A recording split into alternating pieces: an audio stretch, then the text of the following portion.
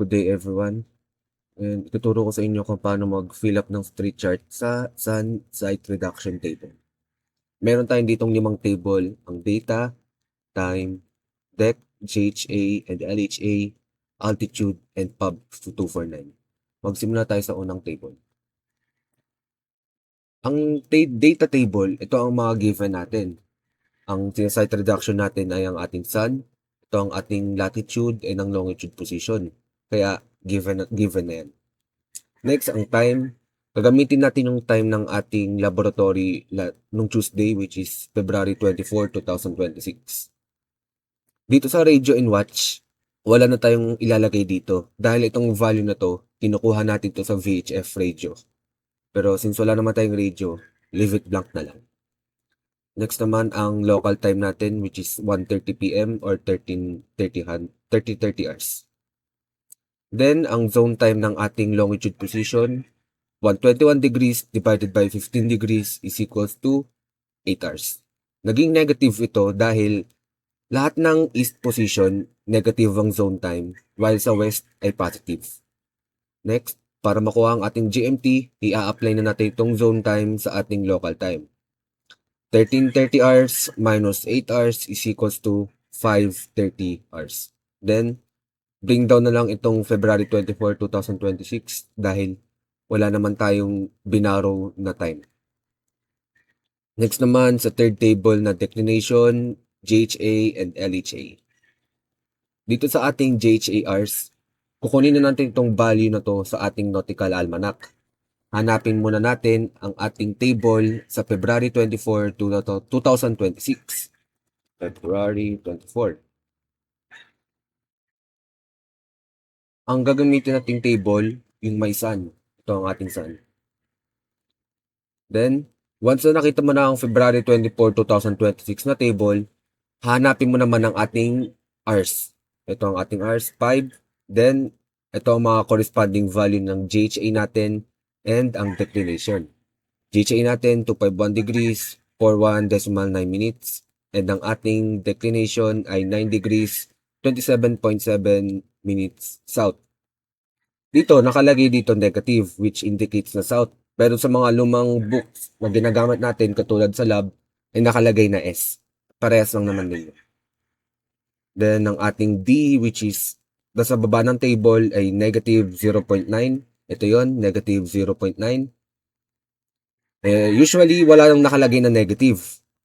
Pero, makikita mo lang din yan pag binasa mo yung values pababa.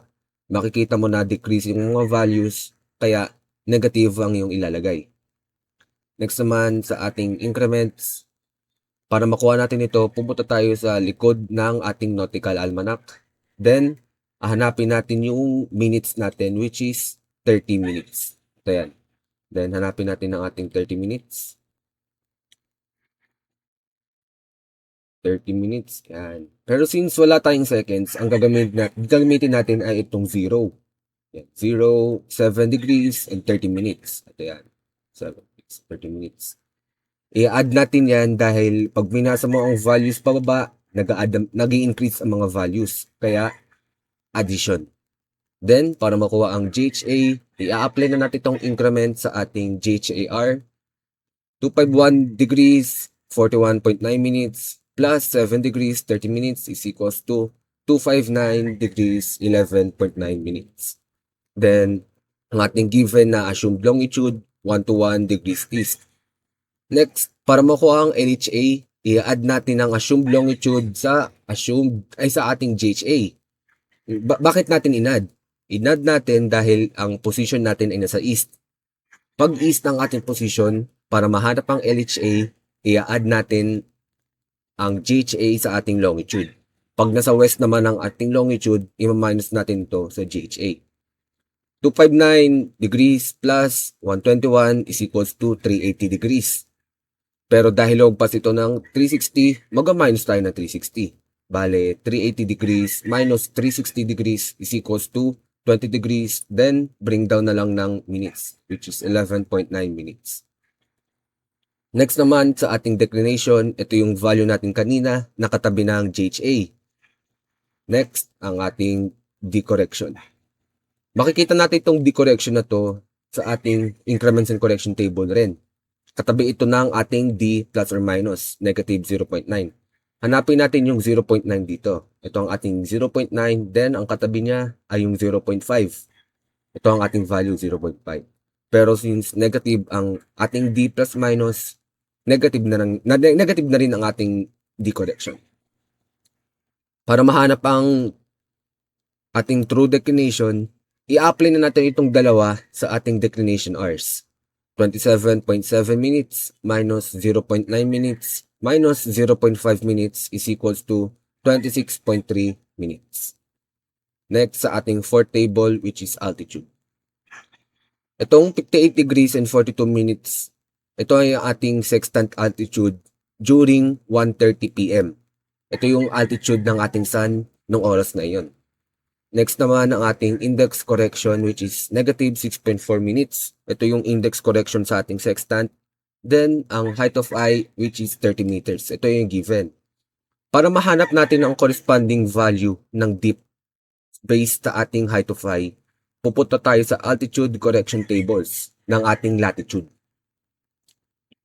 Ito yan. Altitude correction tables 10 to 90 degrees. Hanapin natin ang ating height of eye na 30 meters. Dito banda yan. Dito banda yan. Pero dahil walang 30 meters sa sakto, gagamitin natin ang value na nasa gitna, which is negative 9.7 minutes. Pero paano pag for example, dito may value tayo dito na 31.2. What if ang height of eye natin ay exactong 31.2? Bali, ang magiging value ng ating dip ay magiging negative 9.85 dahil nasa gitna siya ng 9.8 and 9.9. Kaya negative 9.85 ang ating dip sa 31.2 meters. Additional lang naman yun. Next naman ang ating sum of corrections. I-add na natin ang ating index correction pati ang dip correction. Negative 6.4 minutes plus negative 9.7 minutes is equals to negative 16.1 minutes. Next naman ay ang ating apparent altitude. Para makuha ang ating apparent altitude, i-apply na natin itong sum of correction sa ating sextant altitude. Bale, 42 minutes minus 6.1 minutes is 16.1 minutes is equals to bring down 58 degrees, 25.9 minutes. Then, ang next naman ang ating altitude correction. Makikita rin natin yan dito sa altitude correction tables. Ang gagamitin natin ay itong sun, ang ating body, then October to March, since February ang ating time. Once na nakita mo itong table na to, hanapin mo ngayon ang ating altitude. 58, 58, ayan. Dahil walang 58 dito, gagamitin natin yung values sa gitna ng mga values na to. Lower limb ang ating gagamitin. Base kay sir. Lower limb ng sun. Kaya ang ating altitude correction ay 15.6 minutes. Lastly, para makuha ang observed altitude, i-apply na natin itong altitude correction sa ating apparent altitude. Kaya 25.9 minutes plus 15.6 minutes is equals to 41.5 minutes. Para sa last na table na PUB 249, gagamitin na natin itong site reduction tables corresponding sa ating latitude. Ang ating top declination, ito yung whole number ng ating declination kanina. Ang whole number ng ating declination ay 9. Kaya, ang top declination natin, which is 9. Next naman ay ang computed altitude natin. Makikita natin ang computed altitude dito sa site reduction table. Ngayon, hanapin natin ang LHA natin kanina, which is LHA 20. Ito yun kanina. LHA 20. Yan. Once nahanap mo na ang table para sa ating LHA, meron dito dalawang table. Latitude same name and latitude contrary. Gagamitin natin itong contrary dahil ang position ng ating longitude and ang position ng ating declination ay magkaiba. Kaya, ang gagamitin nating table ay yung latitude contrary name to declination. Next, hanapin mo na ang ating latitude, which is 14. Zoom in tayo. Ito ang ating declination, ito ang ating latitude. Para makuha ang computed altitude, ito lang yun. Yung ating 59 degrees, 37.3 minutes. Ito yun. Next naman ang ating D, which is negative, minus 45.6. Next ay ang ating azimuth, 138.1. Ilagay nyo na, i-fill up nyo na yan. Next, para makuha itong correction, ito, makinig kayo mabuti dito.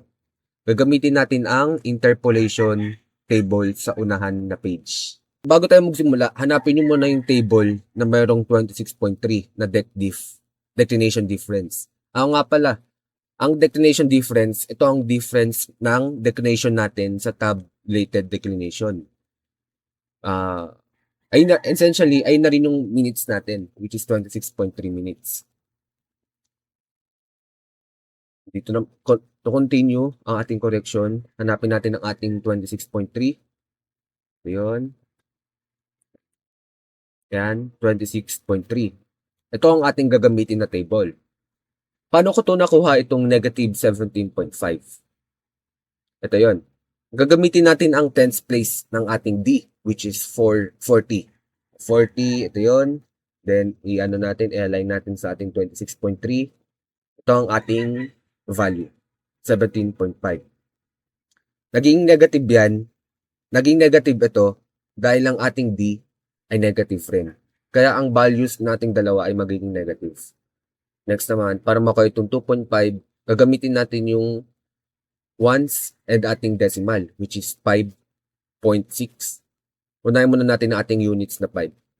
The units, 5 minutes. Yan, bring down. Then, hanapin mo ngayon ang 0.6. 5.6. 2.5. Yan, minus 2.5 minutes. Bali, ang values natin ay 17.5 and 2.5. Ngayon, i-add mo ang dalawang corrections na yan. Negative 17.5 minutes plus negative 2.5 minutes is equals to minus 20. Para makuha ang computed altitude, i-apply mo na itong correction sa ating tabulated altitude sa unang HC natin. 37 minutes, 0.3 minutes, minus 20 minutes is equals to 17.3 minutes. Then, ito ang ating observed altitude kanina sa table 4. Next, para makuha ang ating intercept, which is A, i-minus natin ang computed altitude sa observed altitude. Essentially, ang difference ng dalawang altitude natin. Makukuha natin ay 35.8 minutes. Para malaman kung towards or away ba, pag mas mataas ang computed altitude sa observed altitude, away ang gagamitin. Pero pag mas mataas ang observed altitude sa computed altitude, towards or to ang gagamitin natin. Pero in this case, since mas malaki ang ating computed altitude, away ang ating gagawin. Kasi, mas malayo tayo compared sa na-compute nating altitude based sa observed altitude natin. Then, itong Z, given na rin yung kanina, katabi ng ating tabulated altitude. Then, ito, dito, di pa ito masyadong natuturo. Ang ating true azimuth. Paano ko ba nakuha ang 138.7? Balik tayo dun sa table natin. 255. 55. Yan. So, 138.7. Wala namang value dito na 138.7. Mag-interpolate na tayo ng ating table. Gagamit tayo ng calculator dito. Tuturo ko sa inyo. Mode and 3 statistics. Itong 2. Ang una nating ilalagay dito ay yung ating 9 na declination. 9. Enter. Next naman ang 10. Itong ginamit natin dahil lagi interpolate tayo ng value gitna ng 9 and 10. Dahil ang declination natin ay nasa gitna ng 9 and 10. Next naman, punta tayo sa Y. Sa Y, ito, 138.1, 138.1. Enter. Next, ang 13.924, 13.924. Pag naka-enter nyo na itong values na yan, pitutuin itong AC. Next, ilagay nyo ngayon ang ating declination. 9 degrees, 26.3 minutes. Then, shift, statistics, 5 reg. Then, itong 5 natin nahanap, ang ating Y, 5, then, enter. Ito magiging azimuth natin, ang true azimuth. 138.66 or pag ni-round off, 138.7. Paano ko itong nakuha ang 221.3 degrees? Based ito sa instruction sa binigay ni sir. Ito yan. In northern latitude, if LHA is less than 180 degrees, ang ZN natin is equals to 360 minus Z. Ang LHA natin ay 20, which is less than 180. Kaya ang gagawin natin, 360 minus 138.7 is equals to 221.3 degrees. Ito ang ating true azimuth. Lastly, ang ating assumed latitude ay ang assumed longitude. Ito yung ating given. Ayun lang. Sana may natutunan kayo.